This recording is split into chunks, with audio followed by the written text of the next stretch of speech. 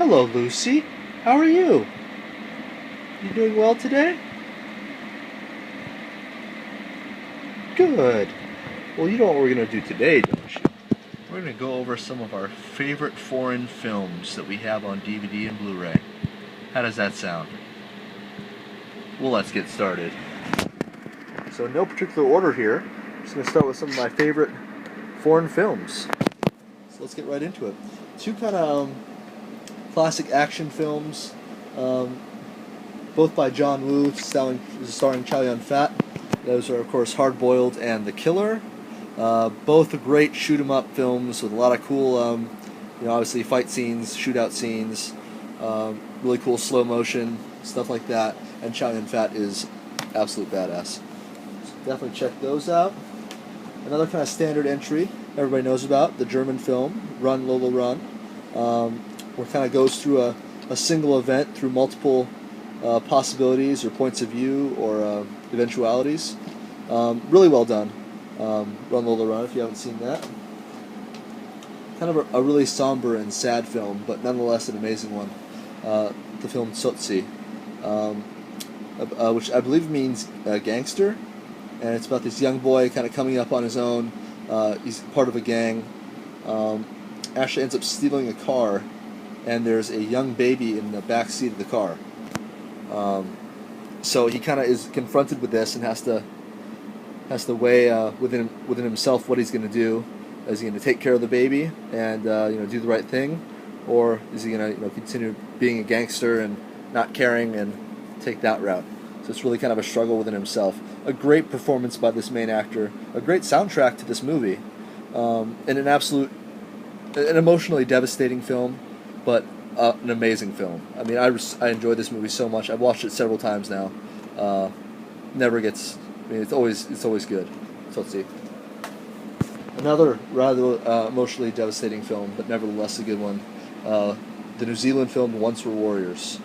A film really about domestic violence. The father in this family is an alcoholic and physically and verbally abuses the children and his wife. It's very much set in kind of a masculine-oriented culture, where the men all go out and drink and the women stay home. And obviously the wife eventually has just had enough of it and is not going to take it anymore. And it's kind of about her standing up for herself and for her family. And as I said, this film will just drain you. It is emotionally devastating.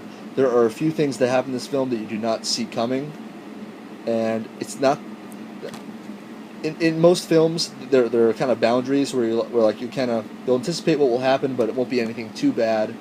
This film goes all the way. I mean, this film pulls no punches. Amazing film.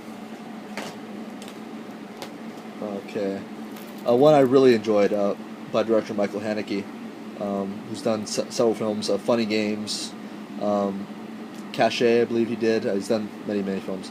This is The White Ribbon, or Das Weiße Band, and a film about a small German town pre-World War I. Kind of these ominous signs of the terrible things that are to come, and all these bad things keep happening in the village, and nobody knows who's doing it. But incredibly photographed. Some great performances by some very young actors in this film, which you don't often see. But I really enjoyed this. Some of the black and white photography, because the film is in black and white, some of the photography in this film is incredible. Very well done. The White Ribbon. Okay. The Man from Nowhere.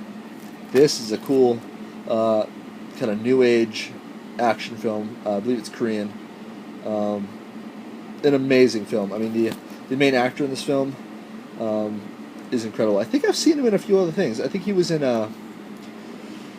Taeguk Gi, Brotherhood of War, the Korean War film, which was also very good. But I think that's the same guy. But he was incredible in this movie. The action scenes, the fighting scenes, the shootout scenes, all very well done. Really good one. Man from Nowhere.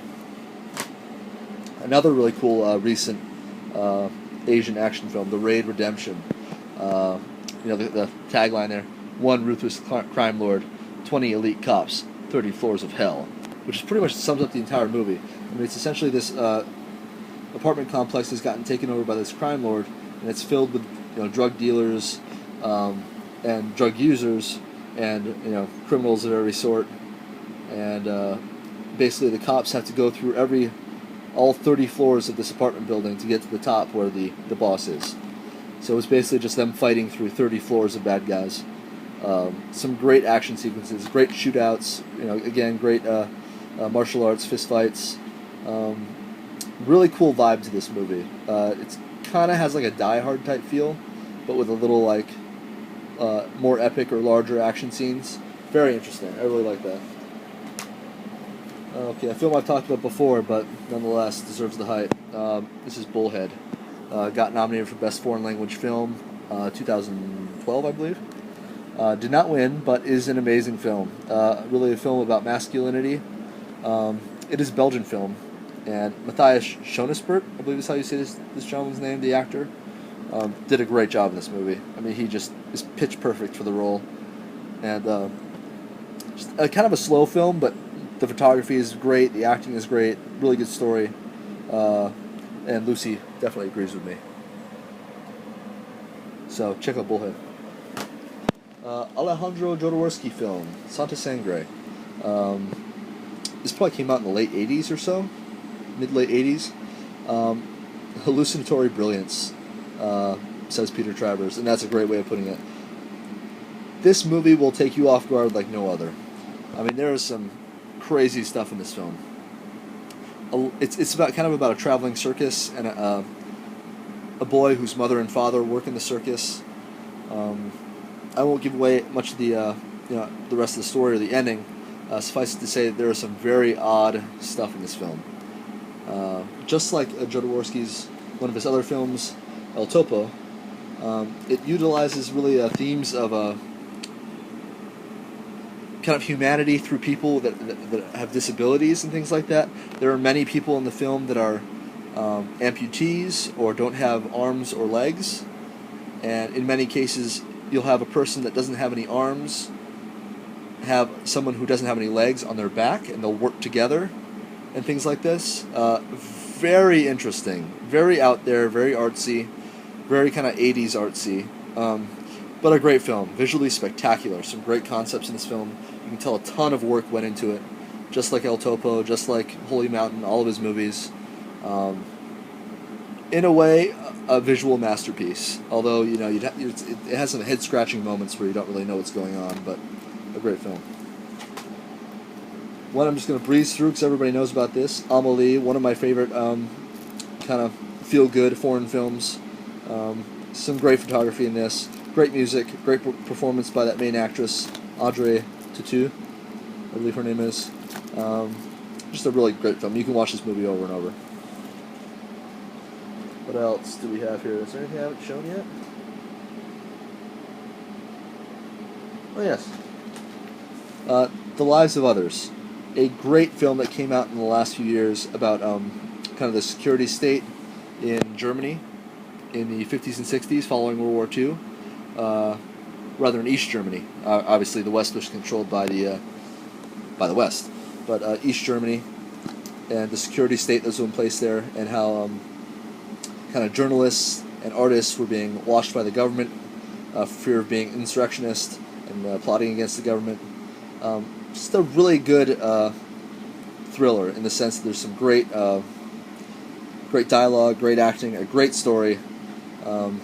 Lives of Others, if you haven't seen that. And I think Lucy's ready to go, so we're going to probably take her outside and maybe go to the park or something, and that'll make her happy. But thanks for watching, guys. Have a good one.